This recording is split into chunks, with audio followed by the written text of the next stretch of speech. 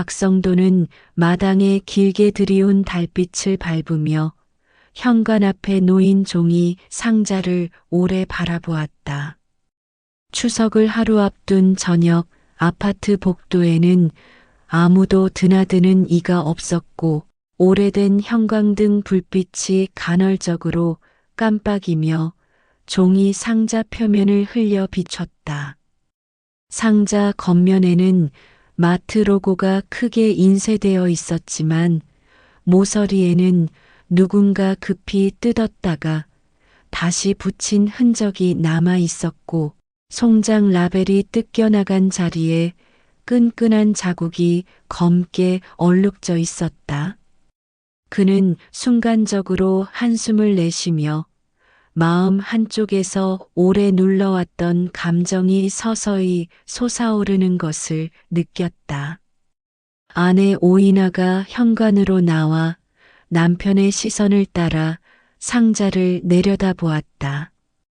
그녀는 말없이 종이 상자를 안으로 옮기자고 손짓했고 두 사람은 나란히 신발을 벗고 식탁 위에 상자를 올려두었다.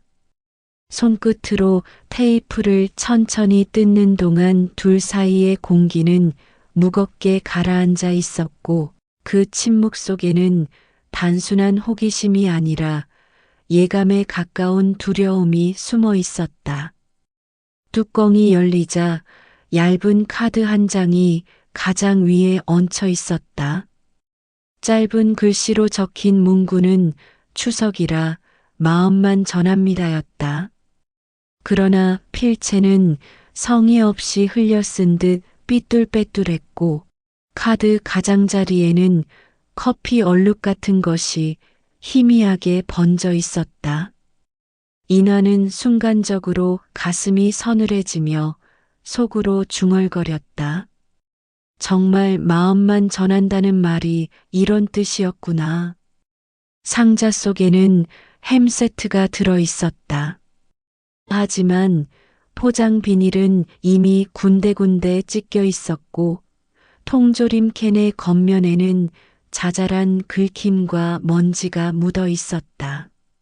성도는 캔 옆면에 붙은 작은 스티커를 발견했다. 희미하게 적힌 글씨는 증정용이었고 바로 아래에는 유통기한 2023.10이라는 문구가 선명했다. 오늘이 이미 2024년 추석임을 생각하면 그 상자가 창고 어딘가에서 오래 묵혀 있다가 급히 꺼내온 것임을 단번에 알 수 있었다. 인화는 눈을 감고 긴 숨을 내쉬었다. 아들 민중과 며느리 수연이 분명히 준비해 온 선물이지만 그것은 선물이 아니라 그저 의무를 채우기 위한 흔적에 불과했다. 그녀는 속으로 다짐했다.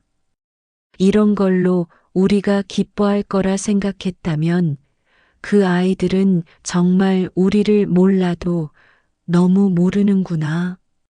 그 순간 성도의 마음속에서는 두 갈래의 감정이 교차했다. 한쪽은 아들 부부가 힘들게 살다 보니 제대로 준비하지 못했을 거라는 연민이었고 다른 한쪽은 자신들을 여전히 하찮은 존재로 여기는 듯한 소외감이었다. 그는 오랜 세월 성실히 일해 가족을 부양했고 정년 퇴직 후에도 후배들의 부탁을 마다하지 않으며 살아왔다. 그러나 이제는 아무도 그의 말을 귀담아 듣지 않았고 아들조차 명절 인사조차 대충 처리하려는 듯 보였다. 식탁 위에 올려둔 햄 세트를 바라보던 인화는 손끝으로 캔 하나를 집어들었다. 무게감은 분명 있었지만 마음속 허전함은 채워지지 않았다. 그녀는 낮은 목소리로 속삭였다. 성도 씨, 이게 다 무슨 의미가 있을까요? 우리한테 필요한 건 이런 게 아니잖아요. 남편은 대답 대신 고개를 숙였고 깊게 패인 이마 주름이 조용히 흔들렸다. 다음 날 아침 추석 당일이 밝았다. 두 사람은 이른 시간부터 차례상을 준비하며 손길을 바쁘게 움직였다. 송편을 찌고 나물 반찬을 담으며 과거의 명절을 떠올렸다. 그때는 온 가족이 한자리에 모여 웃음소리가 끊이지 않았고 아이들은 마당에서 뛰어놀며 고향의 흙냄새를 가득 품고 돌아다녔다. 그러나 지금은 달랐다. 전화 한 통조차 오지 않았고 집안은 정막 속의 메아리처럼 그리움만 울리고 있었다. 정오가 넘어서야 초인종이 울렸다. 아들 민준과 며느리 수연, 그리고 손자 민호가 들어섰다. 그러나 그들의 얼굴에는 피곤한 기색이 완연했고 마치 들러리처럼 무심한 미소만이 걸려 있었다. 인화는 반가움에 달려가 손자를 안아 올렸지만 아이는 금세 부모 쪽으로 몸을 돌렸다. 그녀의 품에 머무른 시간은 짧았고 남겨진 것은 더 깊은 허전함 뿐이었다.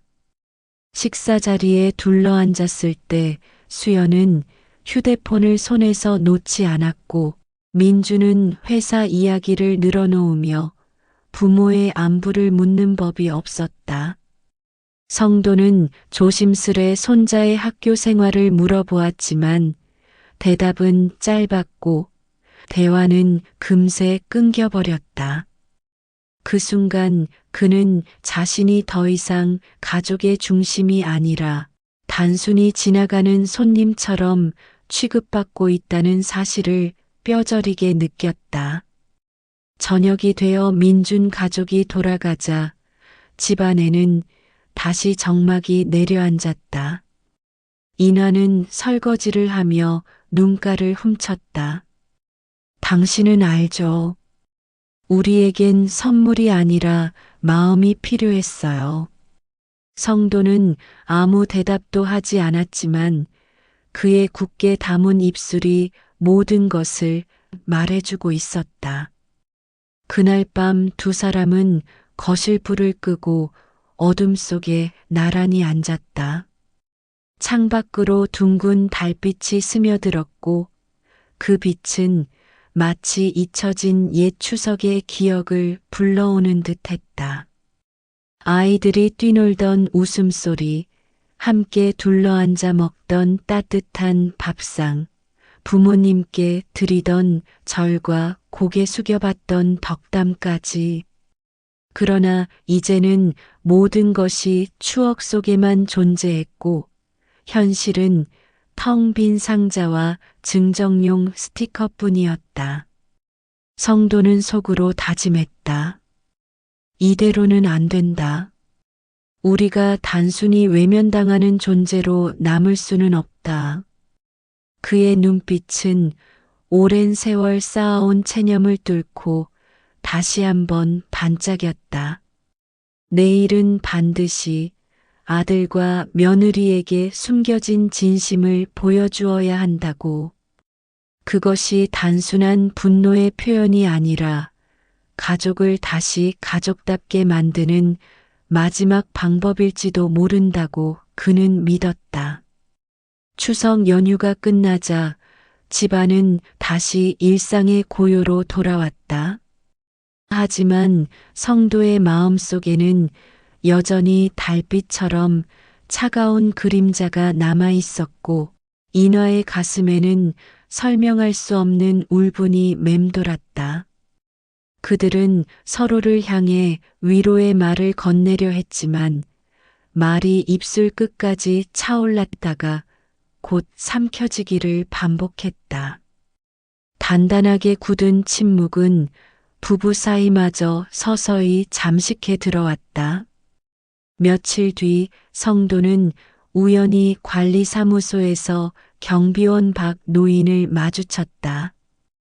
가벼운 인사를 주고받던 중 경비원은 망설이다가 조심스레 입을 열었다. 어르신, 지난 추석 전에 아드님 댁에서 맡기신 물건이 있었는데 혹시 아십니까? 성도의 눈이 순간적으로 번쩍였다. 경비원은 낮은 목소리로 덧붙였다.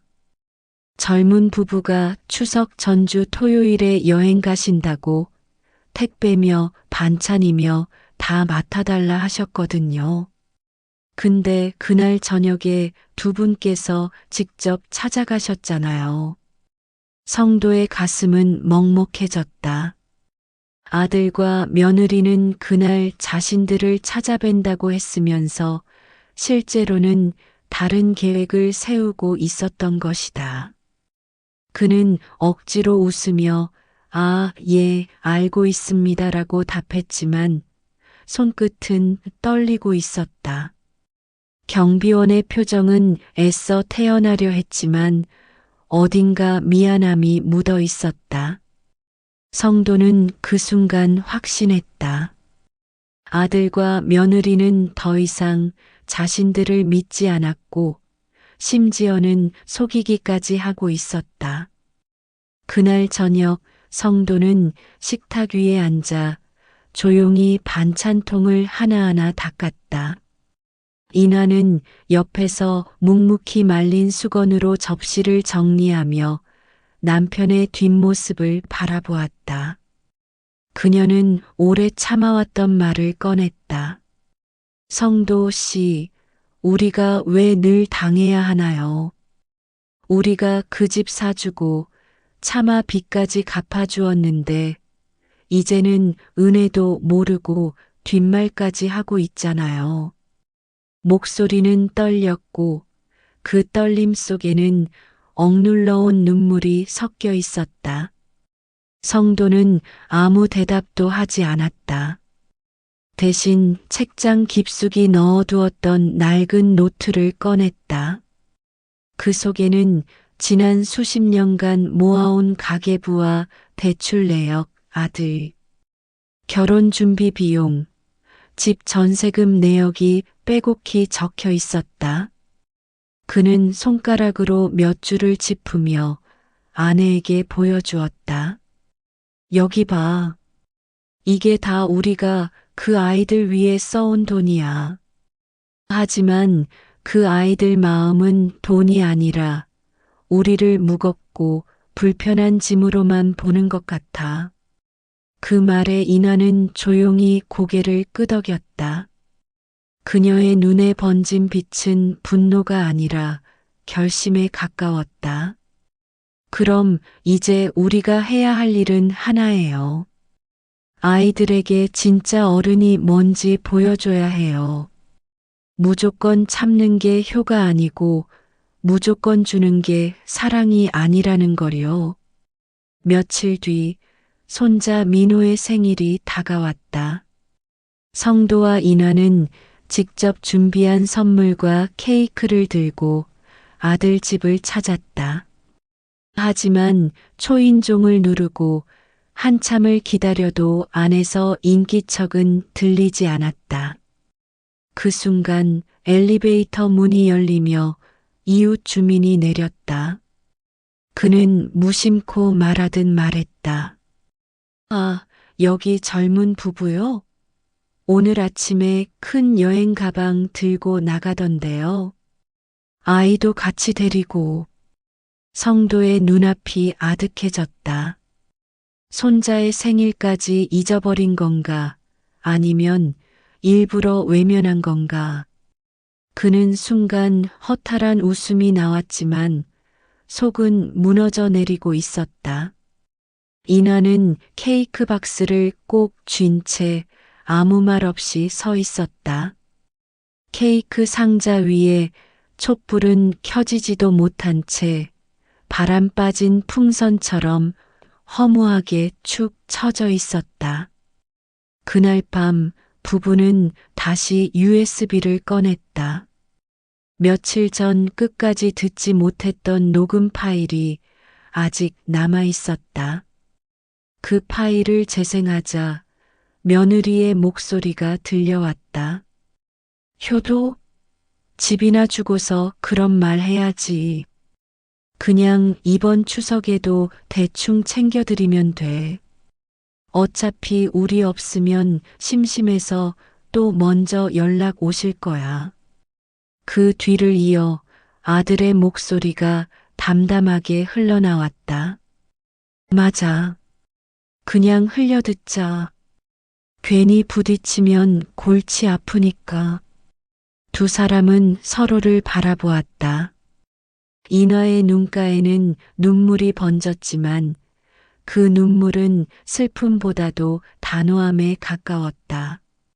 성도는 천천히 입술을 달싹이며 속으로 다짐했다.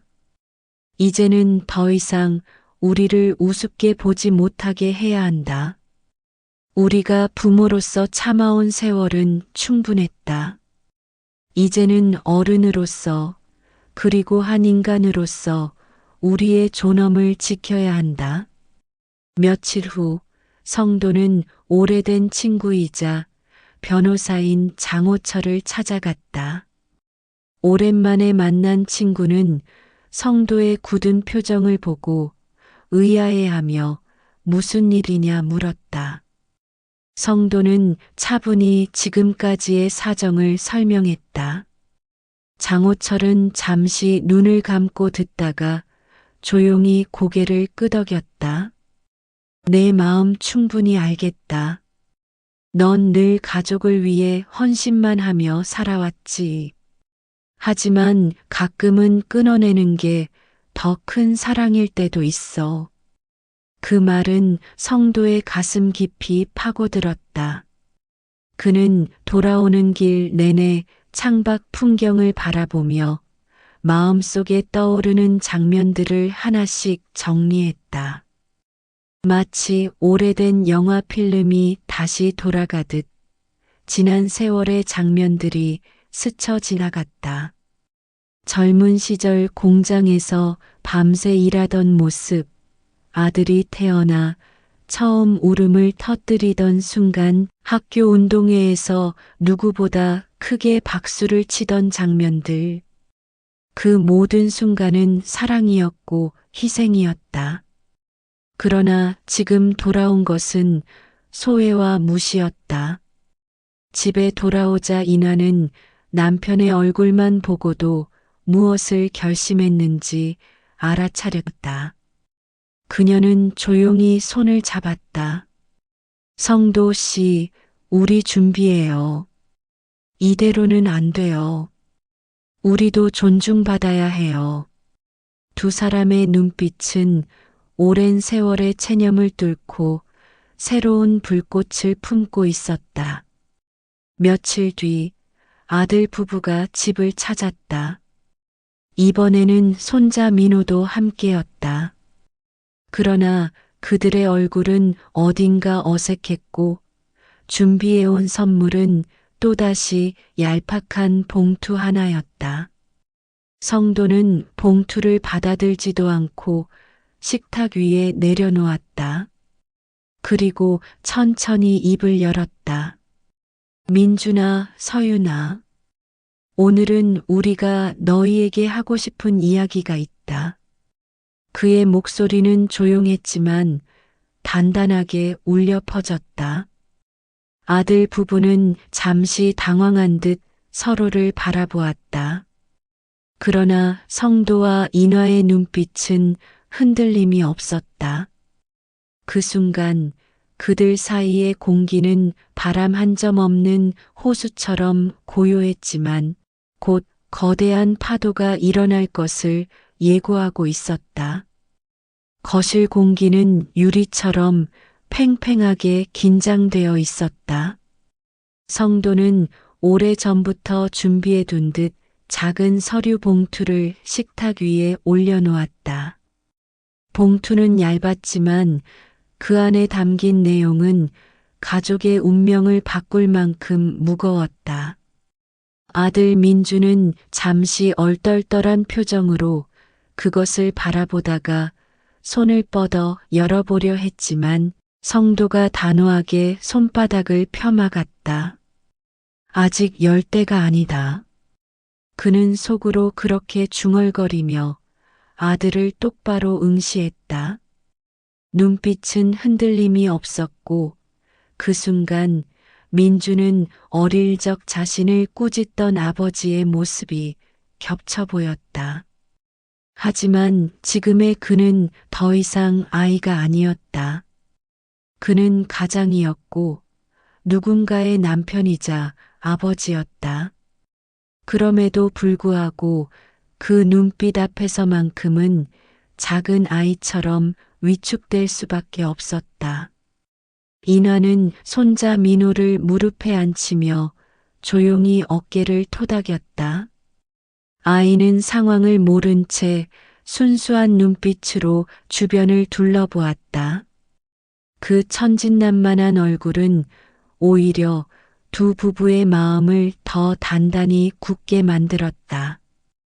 우리가 지키려는 건 단순히 집이나 돈이 아니라 바로 이 아이가 존중받는 가정의 질서다.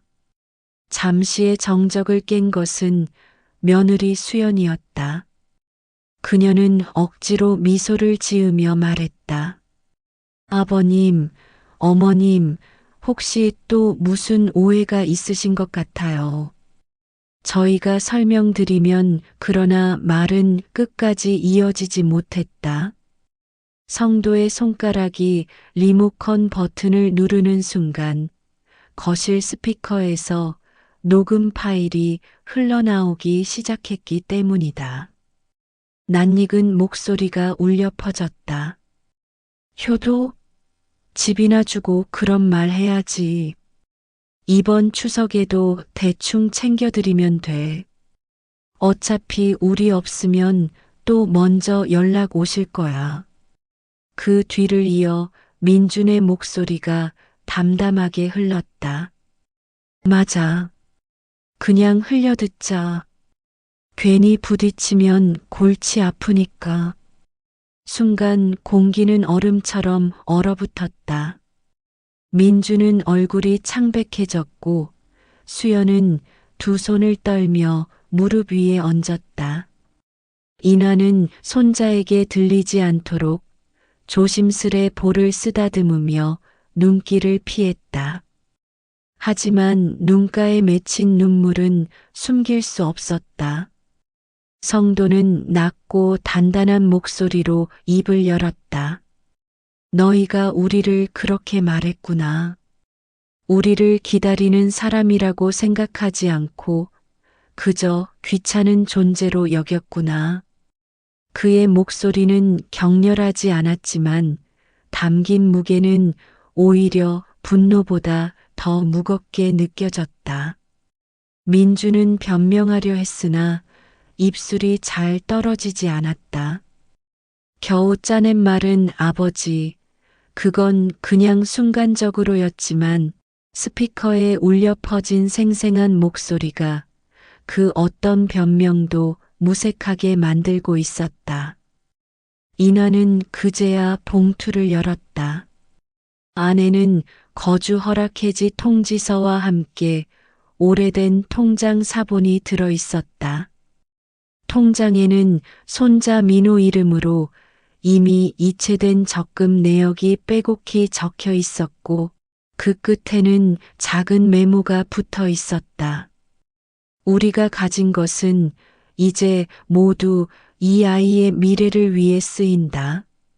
수연은 그제야 울음을 터뜨리며 무릎을 꿇었다. 어머님, 아버님, 제가 잘못했습니다. 제발 이번 한 번만 용서해 주세요. 수호하니 민호 봐서라도 제발. 그러나 인화는 아이의 등을 토닥이며 조용히 고개를 저었다. 우리는 내게 미워하기 위해서 이러는 게 아니다.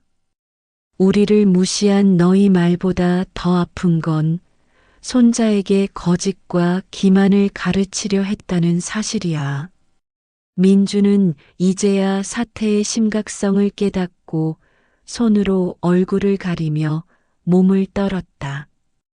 그는 평생 아버지를 존경한다고 믿어왔지만 어느새 자신의 언행이 그 존경을 스스로 무너뜨리고 있었음을 깨달았다. 그 순간 성도는 오래전 봉투 속에 넣어둔 또 다른 종이를 꺼냈다. 그것은 바로 집 소유권에 대한 문서였다. 민준의 눈은 크게 흔들렸다. 그러나 문서 하단에는 소유권 이전 불가, 신탁 보류라는 굵은 글씨가 새겨져 있었다. 성도는 차분히 말했다. 이 집은 내 것이 아니다. 이 집은 도윤의 것이고 우리는 그의 조부모로서 그를 지킬 의무가 있다. 이 말은 단순히 재산 문제를 넘어선 선언이었다.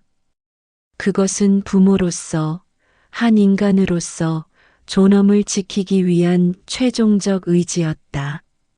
잠시 후 집안은 다시 정적에 잠겼다. 그러나 그 정적은 1부와 2부에서의 체념의 침묵과 달랐다. 그것은 이제 결단의 침묵이었고 더 이상 후퇴하지 않는다는 선언의 침묵이었다. 수연은 흐느끼며 민호를 안아 올렸고 민주는 고개를 숙인 채 아무 말도 하지 못했다. 그들의 눈앞에서 더 이상 타협은 없었다. 남은 것은 선택뿐이었다. 존중을 배우고 돌아오느냐 아니면 멀어져 가느냐. 그 기로에 서 있는 순간이었다. 성도는 창밖으로 떠오른 달을 바라보았다. 둥근 달빛은 차갑지만 동시에 따뜻하게 비추고 있었고 그는 속으로 생각했다. 이제야 진짜 추석이다. 보여주기 위한 선물도 얄팍한 말도 아닌 진실을 드러내는 밤이 되었으니까. 밤은 깊어가고 있었다. 그러나 거실 한가운데 놓인 작은 스탠드 불빛은 여전히 두 부부의 얼굴을 밝혀주고 있었다. 성도는 고개를 들어 천장을 바라보며 길게 숨을 내쉬었다. 아들의 고개 숙인 모습과 며느리의 흐느낌이 방 안에 가득했지만 그 소리는 더 이상 부모의 마음을 흔들지 못했다.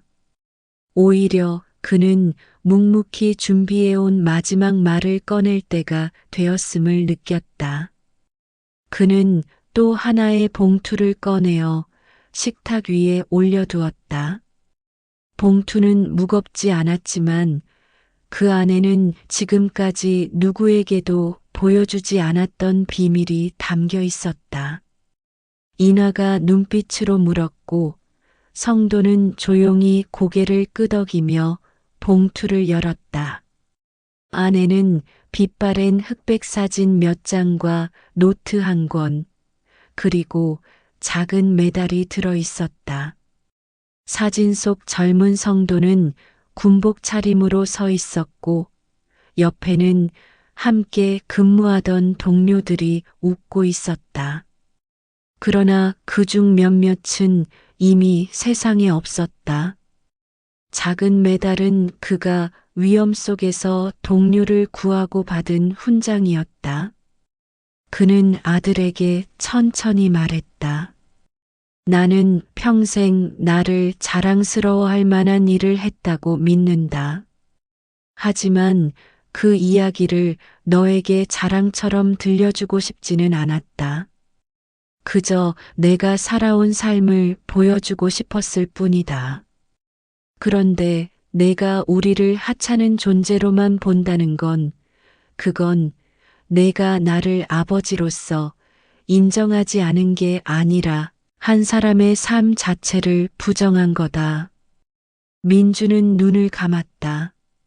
아버지의 목소리에는 분노가 아닌 묵직한 체념과 동시에 뜨거운 진심이 담겨 있었다. 그는 자신이 무심히 흘려버린 말들이 아버지의 자존심을 얼마나 깊게 상처냈는지 그제야 뼈저리게 느꼈다. 그 순간 인화가 입을 열었다. 그녀는 노트를 펼치며 아들에게 보여주었다. 그 노트에는 손자 민호가 태어난 순간부터 지금까지 할머니로서 기록한 작은 일기들이 빼곡히 적혀 있었다. 첫 돌잔치 때 무슨 옷을 입었는지, 처음으로 엄마 대신 할머니에게 안겼을 때 어떤 표정을 지었는지, 그리고 함께 놀이터에서 뛰놀던 날 어떤 웃음을 지었는지, 모든 순간이 글자로 살아 있었다. 인화의 눈에 눈물이 고였다. 우린 너희가 아니라 이 아이를 위해서라도 끝까지 버티려 했어. 하지만 너희가 거짓과 기만으로 이 아이의 세상을 더럽히려 했다는 걸 알게 된 이상 더는 침묵할 수 없었어. 민호는 아직 상황을 이해하지 못한 채 장난감을 만지작거리고 있었지만 그 모습은 오히려 두 부부의 결심을 더 강하게 했다. 성도는 서류 더미에서 마지막 문서를 꺼냈다. 그것은 바로 상속 계획서였다. 모든 재산을 손자 민호에게 신탁 형식으로 남기고 아들과 며느리는 어떠한 권리도 주장할 수 없다는 조항이 적혀 있었다. 민준의 얼굴은 절망으로 일그러졌다. 그러나 동시에 그는 무너지는 자존심 속에서 스스로에게 질문을 던졌다. 나는 과연 무엇을 잘못한 것일까? 왜 부모가 아닌 돈과 집만 바라보게 되었을까? 이때 성도는 뜻밖의 말을 덧붙였다. 하지만 아직 기회는 있다. 우리가 원하는 건 돈이 아니라 존중이야. 너희가 진심으로 변한다면 언젠가는 이 신탁도 달라질 수 있다. 그러나 오늘 이후로 거짓과 기만은 단 한 번도 용납하지 않겠다. 이 말은 단호했지만 동시에 희망을 남겨두는 선언이었다. 그 희망이 아들에게 짐처럼 느껴질지 구원의 끈처럼 다가올지는 그의 선택에 달려 있었다. 수연은 여전히 눈물을 흘리며 고개를 숙였다. 그녀는 조용히 아이를 안으며 떨리는 목소리로 속삭였다. 저희가 잘못했습니다. 앞으로 변하겠습니다. 제발 한 번만 기회를 주세요. 하지만 성도와 인화는 그 말을 곧이곧대로 믿지 않았다. 그 대신 그들의 눈빛은 냉정했으나 그 속에는 손자를 향한 애틋한 연민이 깊게 깔려 있었다. 그날 밤 아들 부부는 무거운 발걸음으로 집을 나섰다. 두 부부는 문이 닫히는 소리를 들으며 조용히 서로의 손을 맞잡았다. 긴 전쟁 같은 시간이 지나고 드디어 첫 싸움이 끝났음을 알리는 순간이었다. 며칠 뒤 동네 사람들 사이에서는 이상한 소문이 돌기 시작했다. 성도와 인화가 아들 부부를 내쫓았다는 이야기였다. 그러나 그 소문은 곧 사실이 아님이 드러났다. 그들은 내쫓은 것이 아니라 단지 조건을 걸고 문을 닫은 것뿐이었다. 진실은 오직 그 집 거실을 다녀간 네 사람만 알고 있었다. 추석 이후 첫 토요일 성도와 인화는 약속대로 점심상을 차려놓고 손자 민호를 기다렸다. 문이 열리고 아이의 웃음소리가 들려왔을 때 두 사람은 눈가에 뜨거운 눈물이 고였다.